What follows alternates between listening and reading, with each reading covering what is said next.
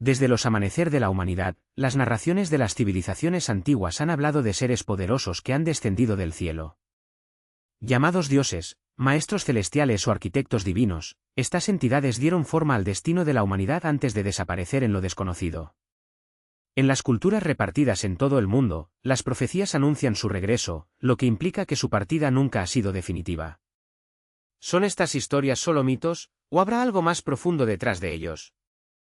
Desde las mesas sumerias hasta los manuscritos egipcios, desde las Vedas indias hasta los informes de las Américas, hacen eco de leyendas sorprendentemente similares. Los seres celestiales que llegaron a la Tierra, compartieron conocimiento avanzado, y de manera enigmática, se retiraron. Los textos antiguos como Enuma Elish, Mahabharata y Popol Vuh describen deidades que caminaron entre los hombres, gobernaron reinos e incluso alteraron el curso de la historia. ¿Son estos registros meras alegorías o rastros de una verdad olvidada?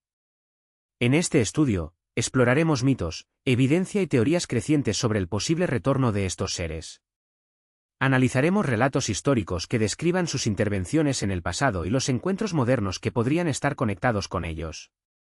Durante milenios, Mesopotamia narra la presencia de entidades celestiales que no solo dan forma al mundo, sino que según algunas interpretaciones, la humanidad misma. Entre ellos, el Anunnaki. Según los textos sumerios y acadianos, estos seres jugaron un papel crucial en la creación del hombre. Pero son solo dioses o seres reales, quizás visitantes de otro mundo, cuyo legado aún persiste. Las primeras menciones de los Anunnaki los describen como los dioses supremos, dirigidos por Anu, el señor del cielo, y Ki, la diosa de la tierra. Su dominio se extendió del cielo al infierno. Más tarde, en la tradición acadiana y babilónica, figuras como Enlil, Enki, Ninursag y Nanna surgieron como las deidades más poderosas, controlando el destino y dictando las leyes de la existencia. Enlil, señor de los vientos y tormentas, y Enki, dios de la sabiduría y las aguas, eran fundamentales para definir el camino tanto de los dioses como de los hombres. Sin embargo, el Anunnaki no actuó solo. Debajo de ellos, en la jerarquía celestial, estaban el Igigi, una clase de seres divinos fiscales en nombre de sus superiores. Cultivaron los campos de los dioses, excavaron canales y mantuvieron las operaciones celestiales en funcionamiento. Pero esta división del poder no duró para siempre. Según el poema Atrasis, el Igigi, exhausto de su trabajo incesante, se rebeló contra los Anunnaki, exigiendo la libertad de sus cargas. Fue entonces cuando los grandes dioses idealizaron una solución radical: crear una nueva especie. En lugar de depender de Igigi, el Anunnaki dio forma al ser humano, una criatura destinada a un trabajo pesado, hecha de la mezcla de la esencia divina y la materia terrestre. Los primeros hombres no fueron creados para gobernar, ni recibieron autonomía. Fueron diseñados para servir. Este mito, registrado hace más de 3000 años, es una de las primeras narraciones en describir a la humanidad como un sirviente de fuerzas superiores. Sugiere que nuestro origen no fue un acto de benevolencia divina, sino una necesidad práctica. Textos como Atraer y Enumatos los detalles de este proceso. En el Atractivo, después de la revuelta de Igigi, los dioses se enfrentan a una crisis. Enki luego propone una solución: mezclar arcilla con la sangre de un dios sacrificado, dando forma al hombre.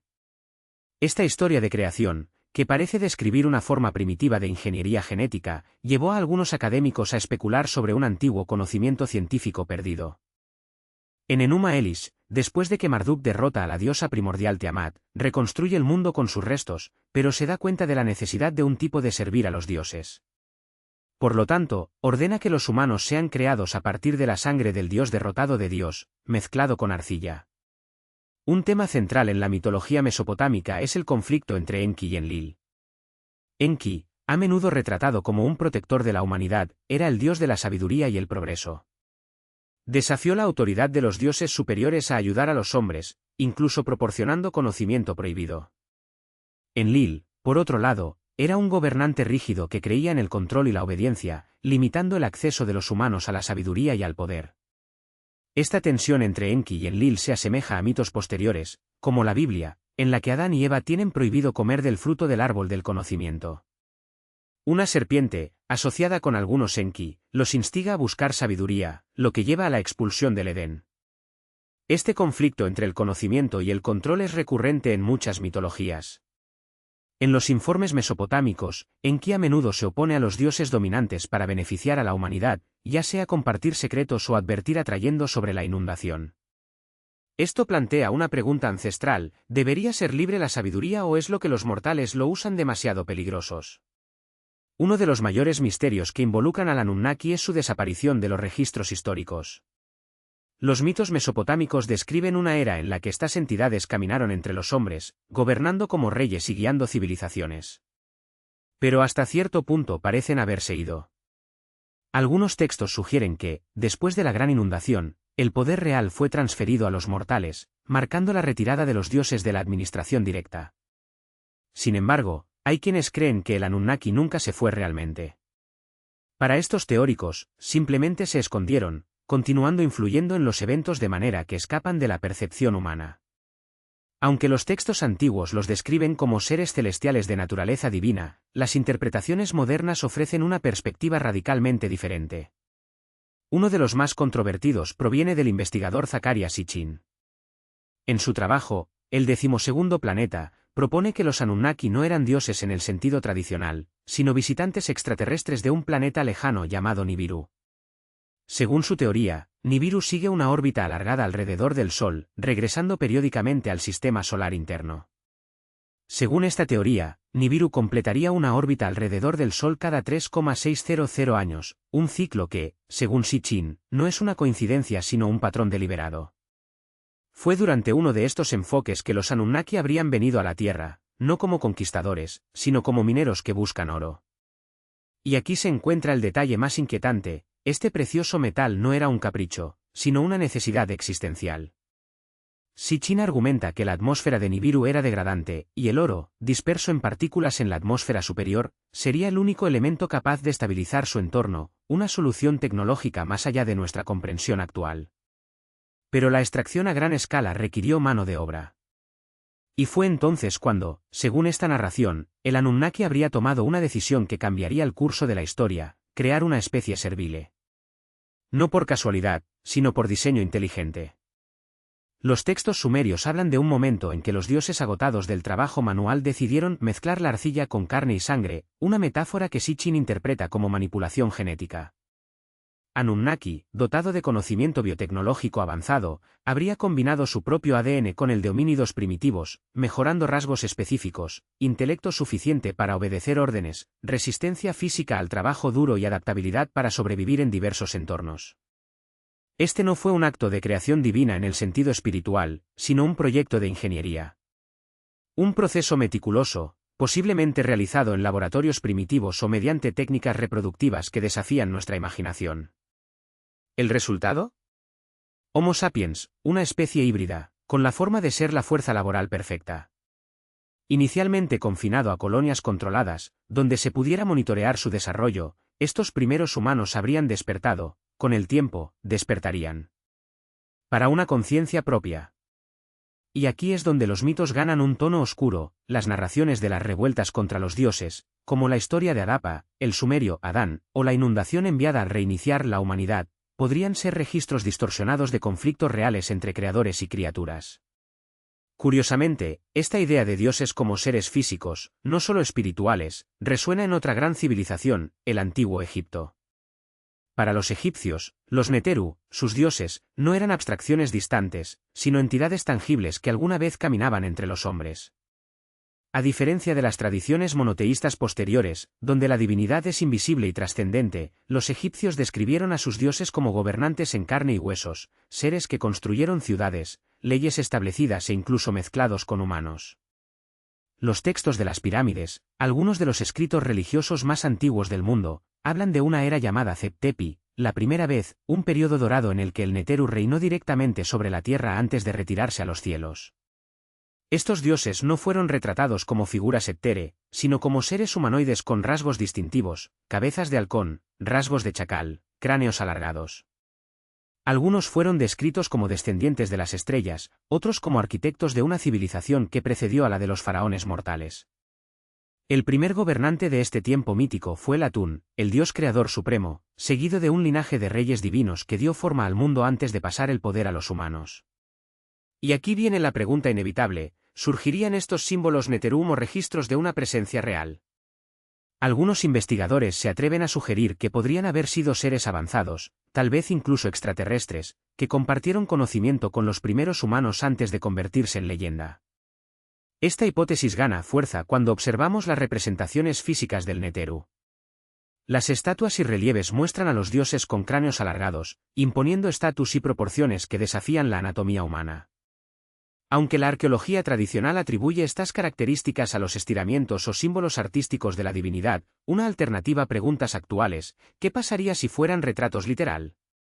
¿Qué pasaría si los antiguos artistas estuvieran documentando la apariencia de seres que realmente existían? Otro elemento intrigante es la idea del linaje divino.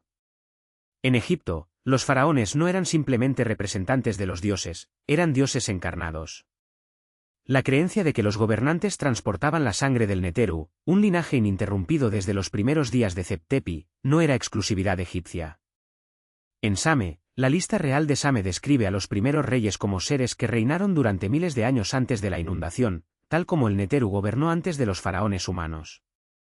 Esta recurrencia de semidinastías en culturas tan lejanas plantea una pregunta inquietante: ¿son estos mitos solo alegorías o rastros de una verdad más profunda?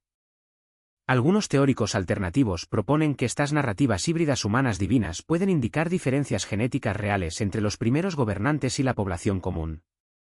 Si el Neteru, o Anunnaki, realmente cruzó a los humanos, como sugieren algunos textos, podrían haber creado un linaje de élite, una casta con conexiones biológicas directamente a los dioses. ¿Y la evidencia? Momias de faraones con cráneos anormalmente alargados, diferentes de los estándares humanos conocidos. La ciencia convencional atribuye esto a las deformaciones culturales o variaciones naturales, pero para aquellos que buscan respuestas más allá de lo convencional, estos hallazgos pueden ser pistas de un pasado olvidado. Las similitudes entre los panteones egipcios y mesopotámicos solo aumentan el misterio. Anu, el dios supremo sumerio del cielo, tiene paralelos claros con Ra, el creador solar egipto. Enlil, el poderoso dios sumerio de las tormentas y la autoridad, recuerda a Seth, el señor egipcio del caos y la guerra. Enki, el sabio dios mesopotámico del amplio y conocimiento, es casi un espejo de Tot, el dios egipcio de la escritura y la magia. Estas correspondencias son demasiado para ser coincidencia. ¿Son los Neteru y los Anunnaki los mismos seres, adorados bajo diferentes nombres a medida que su influencia se extiende? Algunos argumentan que si estos dioses fueran reales, podrían haber sido una raza avanzada, tal vez extraterrestre, que guió el desarrollo humano antes de irse, dejando solo mitos y estructuras imposibles de replicar. Y aquí es donde llegamos a uno de los mayores rompecabezas del antiguo Egipto, las pirámides. Estas construcciones colosales, con su precisión matemática, alineación astronómica y aún no entendida completamente la tecnología de construcción, desafían cualquier explicación convencional. La Gran Pirámide Giza, con sus bloques de varias toneladas ajustadas con márgenes de error milimétrico, parece ser un conocimiento que va más allá de milenios de nuestra propia era industrial. Como una civilización que, según la historia oficial, apenas dominaron la rueda, ¿podría haber erigido tales monumentos? A menos que tuvieran ayuda. La Gran Pirámide no se limita a la impresión por su perfección geométrica. Su impecable alineación con puntos cardinales, proporciones matemáticas que desafían la oportunidad y las técnicas constructivas que aún hacen que los ingenieros perplejos conduzcan a muchos a cuestionar: ¿simplemente sería una tumba? ¿O algo mucho más complejo? Si bien la arqueología convencional insiste en clasificarlos como monumentos funerarios, las teorías alternativas respaldadas por la evidencia intrigante de que estas estructuras podrían haber funcionado como generadores de energía, diseñados con una tecnología que ahora consideramos perdida. Imagine la combinación estratégica de formas geométricas, materiales conductores como piedra caliza, granito y cuarzo, y una disposición que mejoraría los campos electromagnéticos. ¿No sería absurdo pensar que las pirámides, además de su función simbólica, podrían actuar como una verdadera energía plantas capaces de capturar, amplificar e incluso transmitir fuerzas invisibles?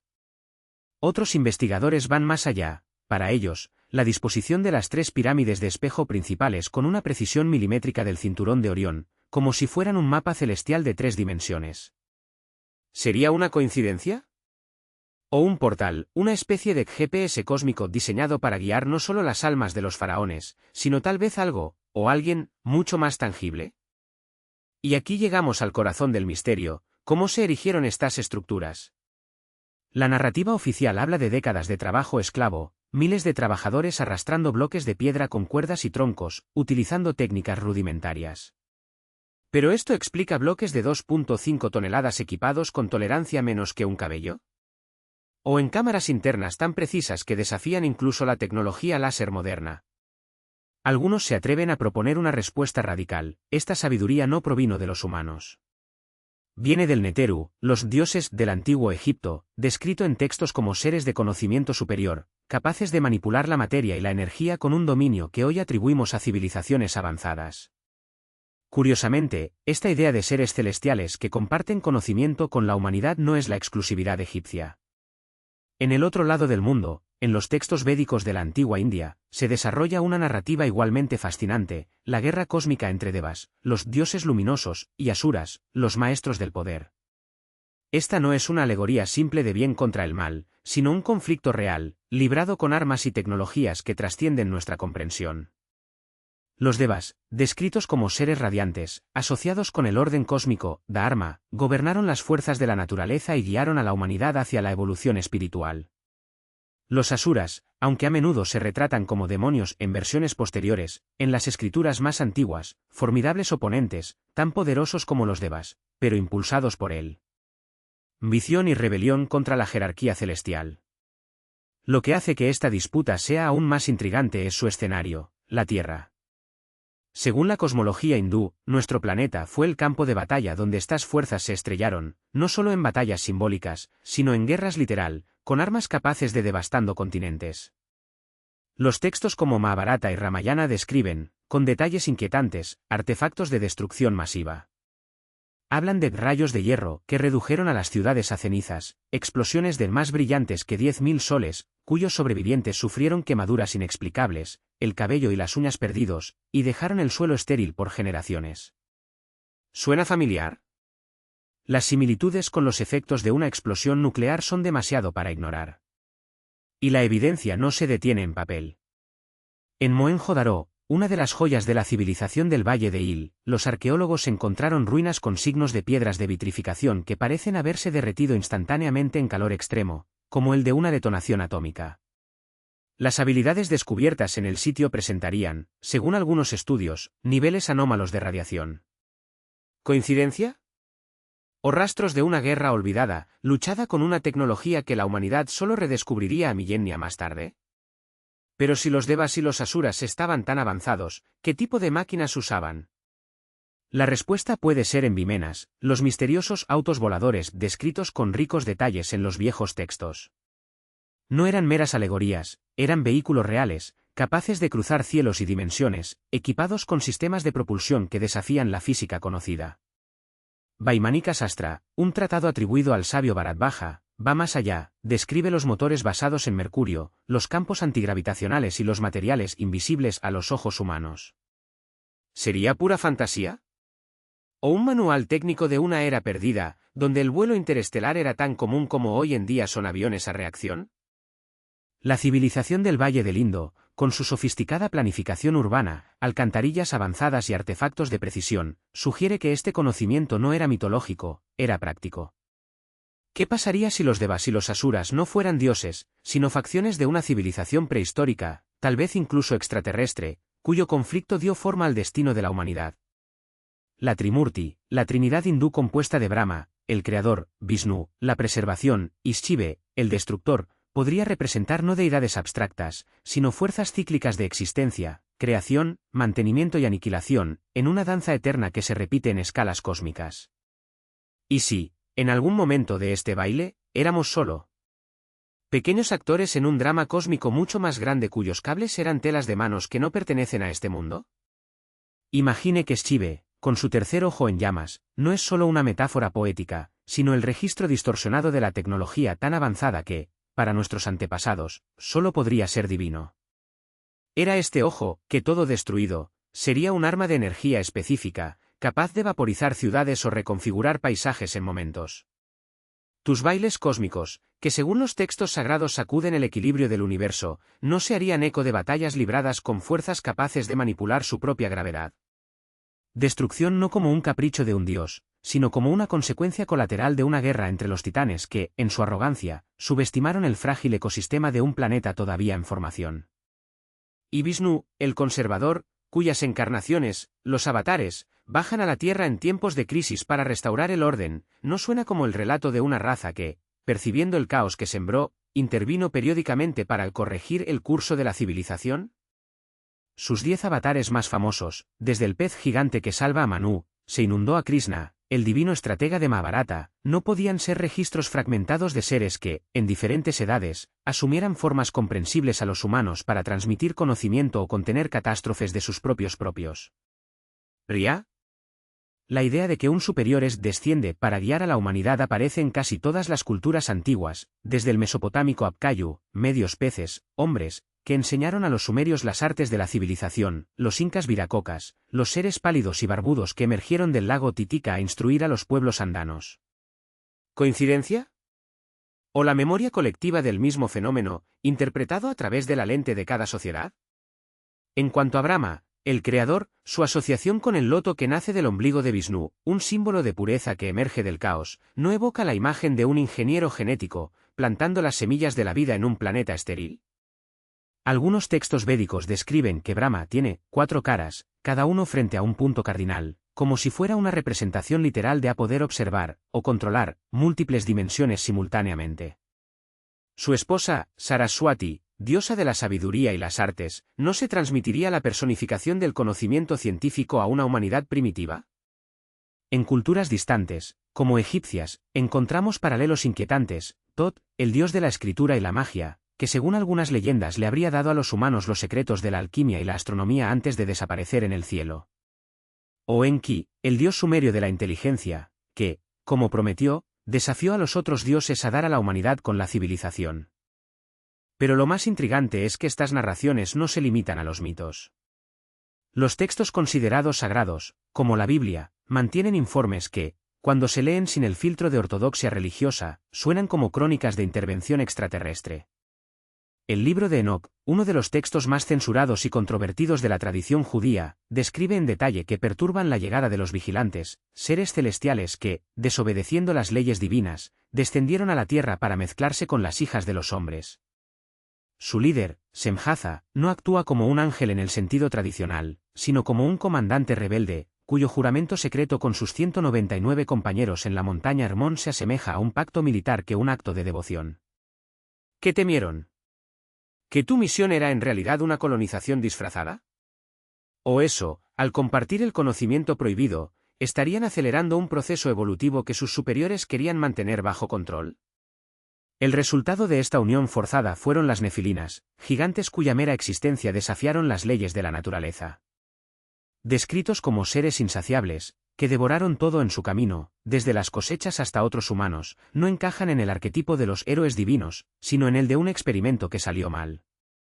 Algunos estudiosos sugieren que el término nefilina, derivado del nafal hebreo, caída, no solo se refiere a su tamaño sino a su naturaleza en descomposición, híbridos genéticos o espíritus corruptos encarcelados en cuerpos físicos, cuya presencia en la Tierra ha desencadenado un desequilibrio catastrófico.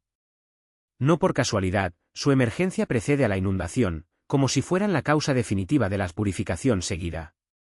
Y aquí viene la pregunta inevitable: si estas entidades eran tan destructivas, ¿por qué los vigilantes los crearon? ¿Sería una mera negligencia? ¿O un plan deliberado para crear una raza de soldados o trabajadores, que terminó dejando el control? Las similitudes con otros mitos son aterradoras. En la antigua Grecia, los titanes, hijos de Urano y Gaia, fueron atrapados en Tartar por Zeus después de una guerra que casi destruyó el orden cósmico. En Mesopotamia, Apkayu, sabios semidivinos, fueron prohibidos a las profundidades después de enseñar secretos humanos que no deberían saber. En las Américas, desde las viracocas andinas hasta los gigantes de las leyendas de Iroquosa, la narración se repite: seres poderosos que, después de compartir conocimiento o cruzar con humanos, son castigados por una fuerza superior. El patrón es claro: donde sea que aparezcan estas historias, hablan de una ruptura de protocolo, como si hubieran. La regla cósmica, violada repetidamente, cuyas consecuencias siempre caen en la humanidad. Y luego viene el castigo. En Enoc, la respuesta divina es implacable: Rafael es enviado a la cadena Azazel en el desierto, Gabriel incita a las nepilinas a la guerra civil, asegurando su autodestrucción, y Miguel recibe la orden de arrestar a Semjaza y sus seguidores hasta el juicio final. Pero la solución definitiva es la inundación, un reinicio global, un tablero poco profundo para borrar errores pasados. ¿No es curioso que esta historia resuene en casi todas las culturas? Los sumerios hablan de Enlil, quien, molesto por el ruido de la humanidad, envía aguas para exterminarlo, salvando solo a Ziusudra, el mesopotámico Noah. Los mayas y los aztecas describen múltiples inundaciones destruidas por inundaciones, cada una marcando el final de un ciclo y el comienzo del otro. Incluso en la antigua China, el mito de Yu, el Grande, habla de un héroe que controla las aguas después de una gran inundación enviada por los cielos.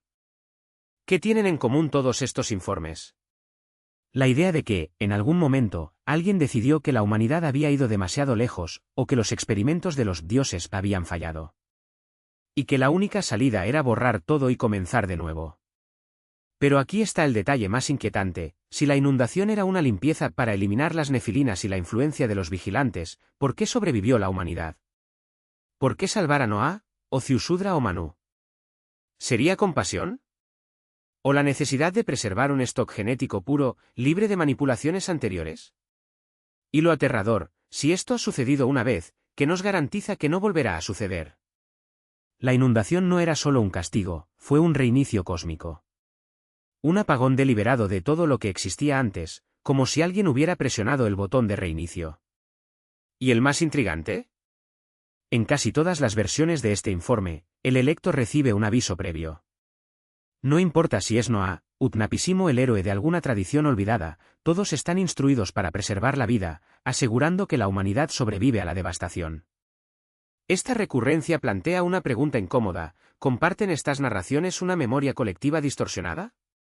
Algunos investigadores arriesgan que sí, detrás de los mitos, un evento real puede estar oculto: el aumento repentino en el nivel del mar al final de la última edad glacial, o tal vez una mega inundación regional desencadenada por el cambio climático brutal. Otros van más allá y sugieren que estas historias son alegorías, una advertencia codificada sobre el ciclo eterno de ascensión y civilizaciones que caen. Pero es en Xiega-Enocha que la trama se vuelve aún más siniestra. Allí, la inundación no se presenta como un castigo por la corrupción humana, sino como una operación de limpieza, un esfuerzo calculado para erradicar una presencia anómala en la Tierra.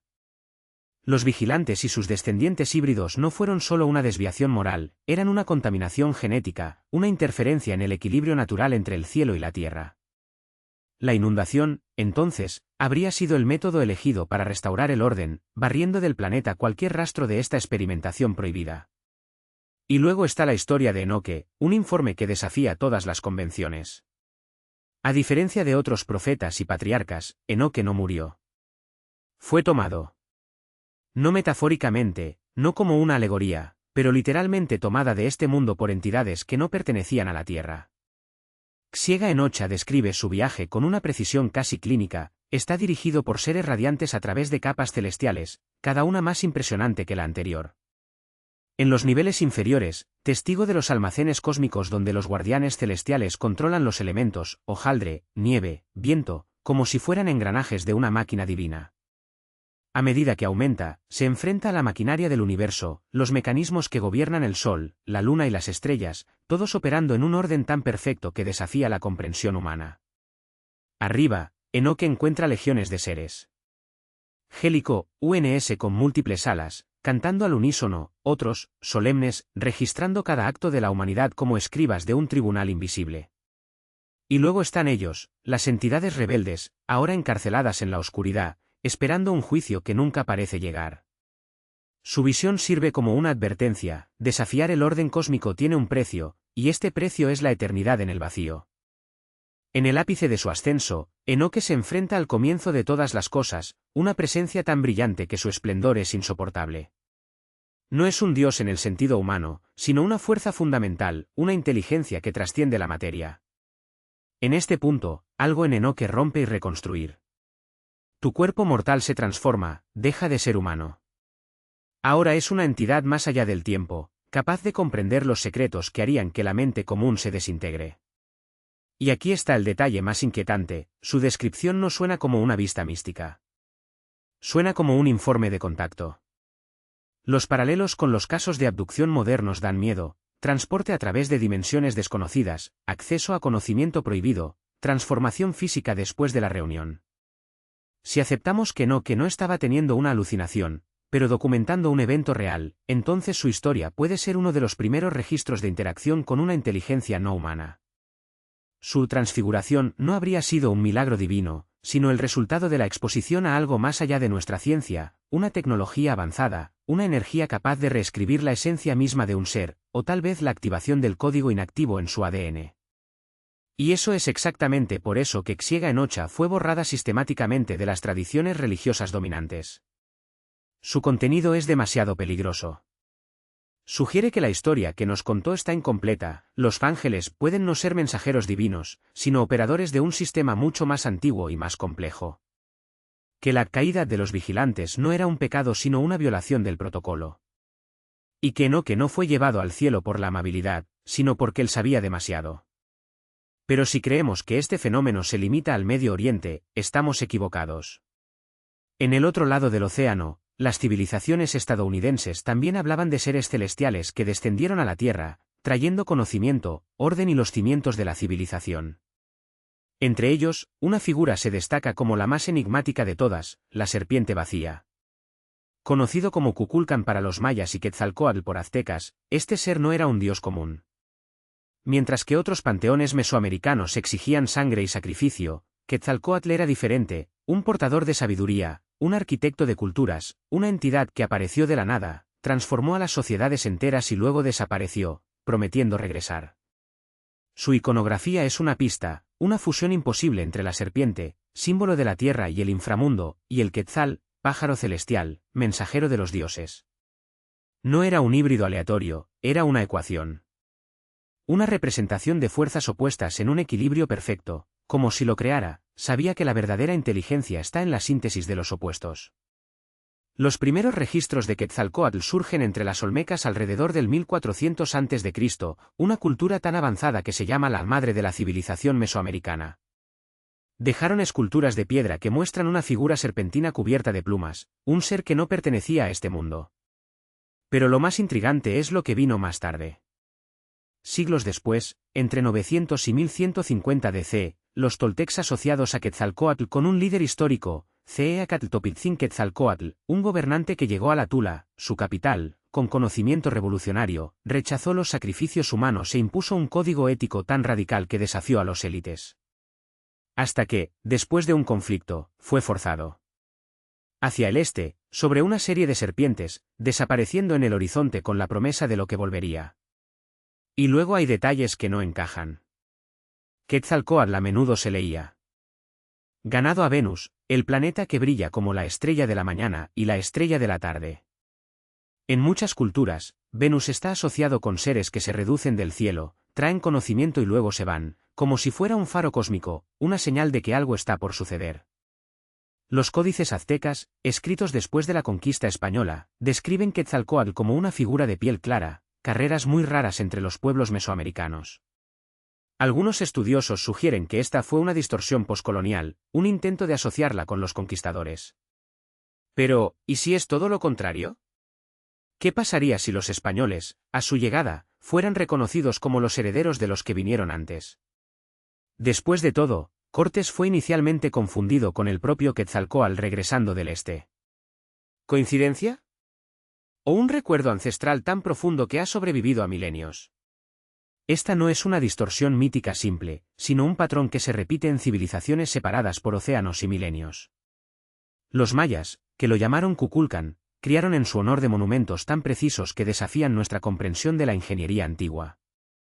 El castillo, en Chichén Itzá, no es solo una pirámide, es un reloj cósmico tallado en piedra. Durante los equinoccios, la luz pentén de luz se desliza por la escalera norte, proyectando sombras que se convierten en la ilusión serpentante de Kukulcán por los cielos, justo cuando los textos sagrados profetizaron. No es coincidencia. Es diseño. La partida de Quetzalcóatl y su promesa de regreso no eran leyendas aisladas, eran expectativas. Cuando Hernán Cortés aterrizó en la parte trasera de México, Montezuma II, el último aztec tlatoani, dudó. Algunos cronistas españoles, como Bernal Díaz del Castillo, informaron que el emperador dudó entre la guerra y la reverencia, como si se reconociera en los conquistadores algo más que los hombres. ¿Sería ingenio? ¿O el recuerdo de un viejo pacto, tan arraigado que incluso siglos de silencio podrían borrarlo? Los historiadores modernos descartan la idea como propaganda colonial, una narración conveniente para justificar el logro. Pero entonces, ¿cómo explicar eso en culturas tan lejos como Sumeria, egipcia y védica? ¿El mismo arquetipo se repite? Los dioses que bajan, enseñan y se van, jurando regresar. Anunnaki, Neteru, Devas, todo lo que llegan del cielo, traen conocimiento prohibido y desaparecen, dejando atrás a las pirámides, calendarios imposibles y mitos de un retorno triunfante. Quetzalcóatl no es una excepción.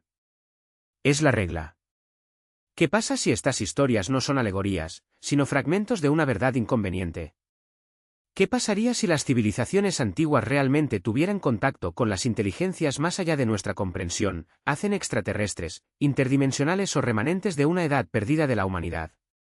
Los mayas no jugaron con astronomía. Su calendario de conteo largo, que intrigó el mundo moderno con su final en 2012, fue en realidad un sistema tan preciso que mapeó ciclos cósmicos con una precisión que solo pudimos igualar la tecnología avanzada hoy. ¿Y Teotihuacán? Teotihuacán es el acertijo que grita por respuestas. A solo 50 kilómetros de la actual Ciudad de México, una metrópolis que floreció entre 100 AC y 650 DC, y luego desaparece sin rastro de sus constructores. Cuando los aztecas encontraron sus siglos más tarde, ya en ruinas, la bautizaron donde nacieron los dioses, porque solo lo divino podría explicar su grandeza. Imagine una ciudad de 21 kilómetros cuadrados, con más de 100,000 habitantes, planeada con precisión urbana que avergonzaría muchas capitales modernas. Sus pirámides se están alineando con los solsticios, sus avenidas siguen el curso de los cuerpos celestes. La pirámide del Sol, casi idéntica en volumen a la Gran Pirámide Giza, no es un accidente. Es ingeniería sagrada. Y la pirámide de la Luna, reflejando las montañas, sugiere un conocimiento que va más allá de la arquitectura, algo como un lenguaje entre la tierra y el cielo. Pero es la pirámide de Ser. Entidad emplumada que contiene los secretos más inquietantes. En 2003, los arqueólogos descubrieron un túnel sellado durante casi 2 milenios bajo su estructura. En el interior, no había tesoros ordinarios, sino orteucho líquido, esferas de pirita de oro y cámaras recubiertas de minerales reflectantes, simulando un cielo estrellado.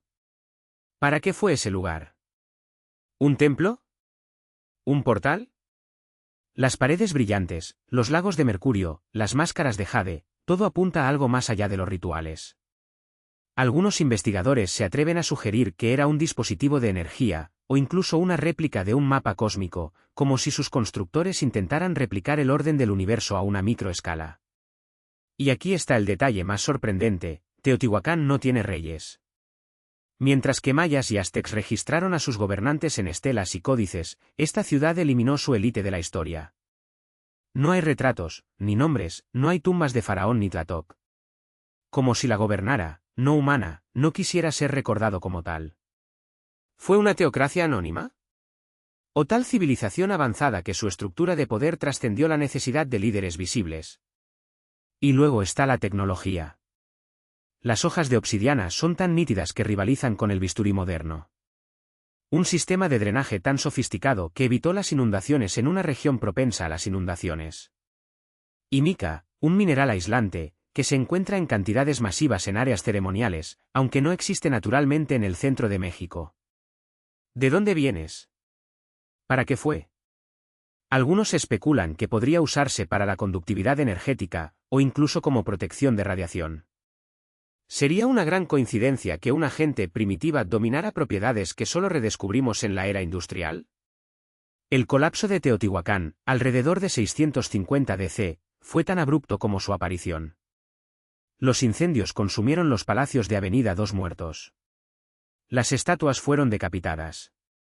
Alguien, demostró una revuelta violenta contra la clase dominante. ¿Pero contra quién, exactamente? Si no hubiera reyes, ¿quiénes eran los opresores? ¿Y por qué, después de siglos de esplendor, la ciudad fue abandonada durante la noche, como si sus habitantes hubieran recibido una señal para irse? Las respuestas pueden estar enterradas bajo sus pirámides. O tal vez están escribiendo en las estrellas, con la esperanza de que alguien sea como Quetzalcóatl Rector para descifrarlas. Tercer intento de los dioses, y esta vez no fallarían. Con una mezcla de maíz, sangre y huesos, los creadores finalmente escultura a la humanidad tal como la conocemos. No más figuras de barro que estaban desmenuzadas, sin títeres de madera sin alma, sino seres capaces de pensar, emoción y, sobre todo, adorar. Fue lo que los dioses buscaban desde el principio, las criaturas que podían reconocer su grandeza, mantener vivo el equilibrio del cosmos y perpetuar los misterios de la creación. ¿Pero por qué maíz? ¿Por qué sangre? La respuesta puede estar en las propias líneas de Nazca, o en las pirámides de Teotihuacán, donde el sacrificio humano se practicó como un puente entre los mortales y lo divino. Los mayas creían que la sangre era la savia de la vida, el elixir que alimentó a los dioses y mantuvo el universo en movimiento. Sin él, el sol dejaría de nacer, las lluvias cesarían y el mundo se sumergiría en el caos. No es coincidencia que, en ambas culturas, los rituales más sagrados involucraran derramamiento de sangre, ya sea en las pirámides escalonadas de Mesoamérica, o en los jeroglíficos dibujados en el desierto peruano, donde algunas líneas parecen converger en lugares de sacrificio. ¿Qué pasaría si las líneas de Nazca no fueran solo mensajes para los dioses, sino sobre ellos? ¿Y si fueran mapas celestiales, guías para una verdad que la humanidad solo podía entender mirando desde arriba, literalmente? Los mayas, después de todo, eran maestros de astronomía. Sus calendarios predijeron eclipses de precisión aterradores, y sus pirámides se alinearon con los solsticios como los relojes cósmicos. Si una civilización tan avanzada creía que los dioses descendían del cielo, ¿por qué no imaginar ¿qué otras culturas, como Nazca, también registraron estas reuniones de forma permanente? La figura del gastronauta, que estar con ojos desproporcionados y postura de saludo, no es un accidente de imaginación. Aparece en los petroglifos de todo el mundo, desde las cuevas de Francia hasta las rocas del Sáhara. Siempre la misma silueta alargada, los mismos ojos de almendras, la misma mano extendida, como si esperara algo, o alguien. Los escépticos dirán que son solo representaciones de chamanes en trance o dioses locales. Pero, ¿y si son retratos? Y si, en algún momento de la prehistoria, nuestros antepasados vieron algo que no podían explicar, y, en ausencia de palabras, registraron lo que sus ojos presenciaron en la piedra. El descubrimiento de nuevos geoglíficos en 2020 solo refuerza esta hipótesis. Entre las figuras recientemente reveladas, hay una que se destaca, un ser con trazos felinos, pero con miembros alargados y un aura de autoridad. Algunos investigadores lo compararon con el dios jaguar de las culturas mesoamericanas, una entidad asociada con el inframundo y la transformación. Otros, sin embargo, notan un parecido inquietante con las descripciones modernas de Gris, esos seres pálidos y pendiente de los informes de secuestro. ¿Coincidencia? ¿O una pieza más de un rompecabezas que se niega a ensamblarse? Lo que hace que todo sea aún más intrigante es la conexión global de estos misterios. Las pirámides de Egipto, alineadas con Orión. Stonehenge, calculado para predecir eventos astronómicos con milenios de antemano. El Moai de la isla de Pascua, cuyos ojos parecen mirar no la tierra, sino el horizonte, como si esperara un regreso. En cada continente, las civilizaciones separadas por los océanos y siglos han dejado los monumentos que desafían la lógica, y de alguna manera apuntan al cielo. ¿Todas estas culturas, independientemente de las mismas, habían llegado a las mismas conclusiones? ¿O en algún momento se pierde en el tiempo, hubo un contacto, un conocimiento compartido, una verdad tan poderosa que solo podría transmitirse a través de piedra, arena y sangre? Los mayas tenían una palabra para esto, Kaul. Lo sagrado. Lo que no se puede entender, solo significado. Quizás las líneas de Nazca, los templos abandonados de Teotihuacán y los mitos de la creación no son solo reliquias del pasado, sino advertencias. O tal vez, son conites. ¿Qué pasaría si te dijera que los mayas ya entendieron los principios de la evolución del milenio antes de Darwin? No como una teoría abstracta, sino como una verdad registrada en piedra y sangre. Popol Vuh revela que los dioses intentaron crear humanidad 3 veces, y solo en la tercera, con la masa sagrada de maíz, lo hicieron. ¿Pero por qué? Debido a que los primeros intentos produjeron seres defectuosos, algunos eran débiles, algunos desprovistos de razón, algunos incluso desafiaron a sus creadores con inteligencia demasiado aguda. En el tercer intento, los dioses dieron forma a 4 hombres de Tité, la carpeta sagrada de maíz, la comida que para los mayas no era solo un sustento sino la esencia misma de la vida. Estos nuevos seres eran fuertes, sabios, agradecidos. Perfecto.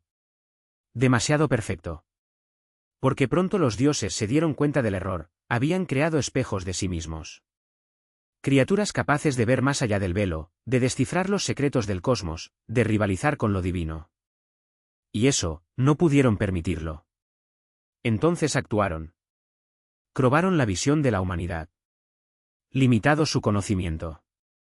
Garantizaron que nunca entenderíamos completamente nuestro origen, o nuestro destino.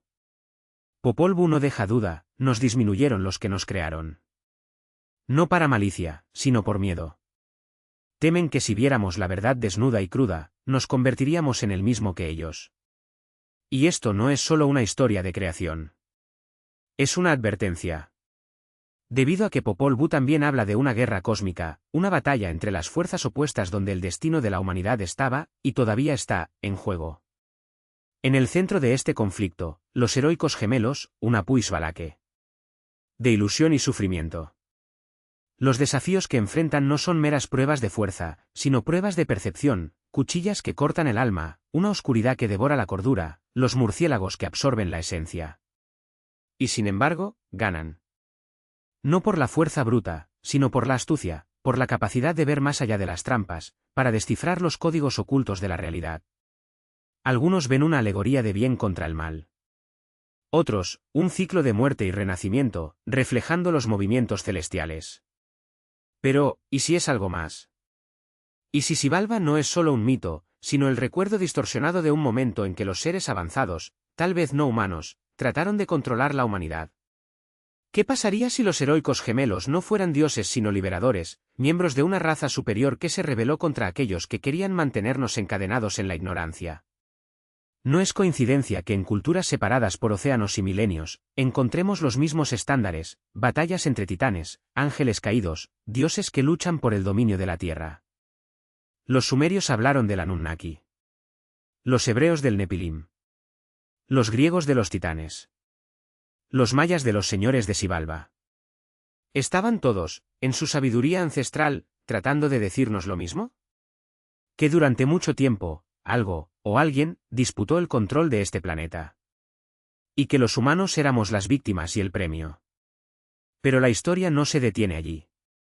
Porque Popol Vuh también es un tratado de astronomía tan avanzado que desafía la lógica.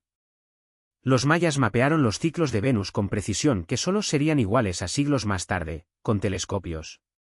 Predijeron eclipses, calcularon la órbita de la Luna, desarrollaron matemáticas complejas sin la ayuda de instrumentos modernos. ¿Cómo? La respuesta oficial es simple: observación meticulosa, generaciones de sabiduría acumulada. Pero, ¿y si hay otra explicación?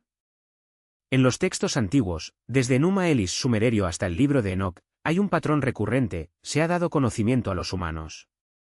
Por manos que no eran humanos. Los mayas no habrían descubierto los secretos del cosmos. Los hubiera recibido. ¿De quién? Quizás de los mismos seres que, según los Hopis, descendieron del cielo en discos luminosos, las estrellas de las personas, maestros de una sabiduría que trasciende el tiempo. Hopis habla de niños híbridos, nacidos de la unión entre humanos y estos seres celestiales. Criaturas con intuición aguda, comprensión innata de las leyes universales, una conexión directa con lo divino. Y no son los únicos. Porque al otro lado del mundo, en África Occidental, los Dogons de Malí mantienen un secreto aún más inquietante: sabían que Sirius, la estrella más brillante del cielo, no era una sino dos. Que su compañero, Sirius B, un enano blanco tan denso que desafía la imaginación, completó una órbita cada 50 años. Información que la ciencia occidental solo confirmaría en el siglo XIX con los telescopios estatales de los Artes. ¿Cómo podría una tecnología avanzada que la gente conoce estos detalles? Los Dogon responden sin dudarlo: el momento les enseñó. Los seres anfibios, provenientes de las profundidades del cosmos, que descendieron a la Tierra en un arca de fuego. ¿Y el más intrigante? No vinieron solos. Vinieron con un propósito. Un propósito que, según las leyendas, aún no se ha cumplido. No eran meros visitantes, sino arquitectos de una civilización. los dogones describen a Nom como semi-antífilos, híbridos entre peces y humanos, que trajeron consigo no solo el conocimiento de las estrellas, sino también los cimientos de la agricultura, la medicina e incluso la organización social. En su cosmología, no eran invitados que pasaban, eran maestros que guiaron a la humanidad en sus primeros pasos, como tutores de una especie todavía en formación. Algunos académicos escépticos en la naturaleza insisten en que esta sabiduría podría haber sido introducida por exploradores europeos en siglos posteriores. Pero ¿cómo explicar, entonces, que los Dogons mitos sobre Sirius, con su precisión astronómica, ya estaban arraigados en sus tradiciones orales milenios antes de la primera? ¿Contacto e IRO con Occidente? Si los Nom fueran de hecho mensajeros de otro mundo, sus leyendas pueden ser mucho más que el folclore, pueden ser el registro fragmentado de una reunión que redefiniría nuestra comprensión de la historia. Y no son solo los Dogon los que mantienen estos recuerdos.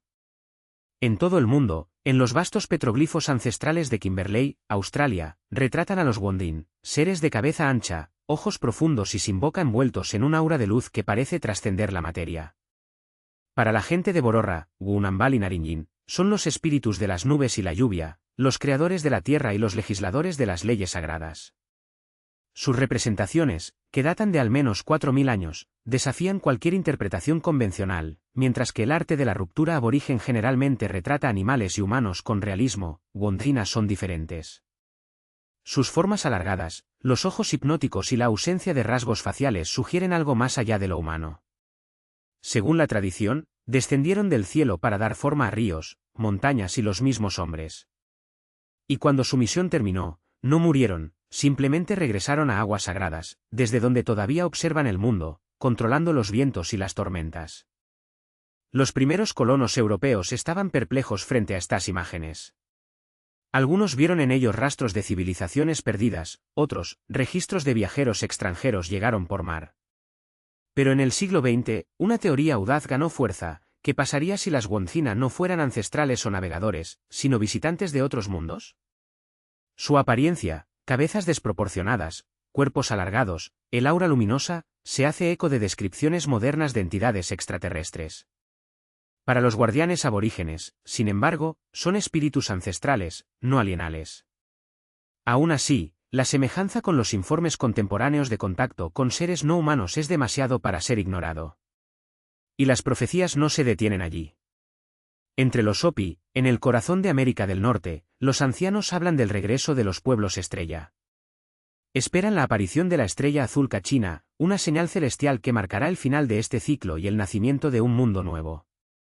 Según la tradición, 9 signos precederán a este evento. El último de ellos describe un hogar en el cielo que caerá sobre la tierra, trayendo consigo una gran devastación. Algunos interpretan esto como una supernova, un cometa o incluso un objeto artificial, tal vez una estación espacial. ¿Qué viene después? El Hopi se refugiará en santuarios subterráneos, mientras que la superficie será purificada. Solo entonces llegará el verdadero hermano blanco, una figura que juzgará a la humanidad. Los que se han mantenido fieles a los caminos ancestrales se salvarán, los otros se enfrentaron al final. Lo que es tan inquietante en estas narraciones es su universalidad. Desde Apocalipsis cristiano hasta Kali Yuga hindú, los mitos de todo el planeta hablan de un juicio final, un renacimiento cósmico supervisado por los seres celestiales. ¿Sería una coincidencia? ¿O sería el eco del mismo evento, registrado en la memoria colectiva de la humanidad por aquellos que han estado aquí, y que, según las profecías, regresaron? Y luego vino la era de la evidencia. En los últimos años, los informes de ovnis han dejado de ser dominio de los teóricos marginales para convertirse en un fenómeno institucionalizado.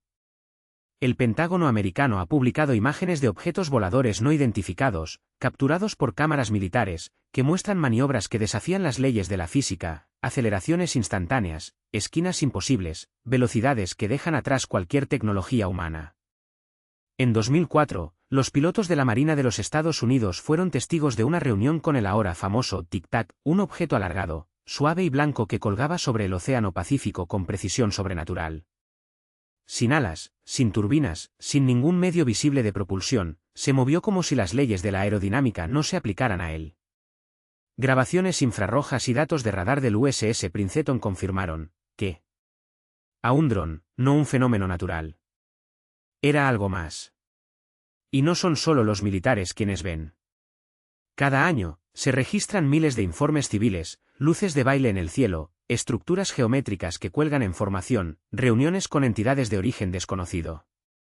Muchos pueden ser explicados por globos ópticos, drones o ilusiones. Pero una porción significativa resiste cualquier clasificación. Para los defensores de la teoría antigua de los astronautas, estos avistamientos no son accidentales. Son signos. Las señales de que aquellos que nos han observado en el pasado todavía están aquí, preparando el terreno para algo más grande. Si los Dogons leyenden, los petroglifos aborígenes y las profecías de Hopi mantienen un núcleo real, entonces es posible que no estemos solos, ni hemos estado nunca. Quizás los dioses de la antigüedad no eran deidades, sino viajeros.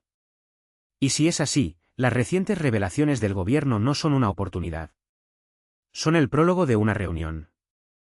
Una reunión que, según los antiguos, está a punto de suceder. El momento del contacto abierto se acerca una vez más. Y la misma escala del universo le da a esta discusión una dimensión aún más profunda. La astronomía moderna ha revelado que hay cientos de miles de millones de galaxias, cada una que alberga miles de millones de estrellas y un número incalculable de planetas. Los científicos ya han identificado miles de exoplanetas, algunas de ellas en órbita en la zona habitable de sus sistemas estelares, donde la vida, tal como la conocemos, podría florecer.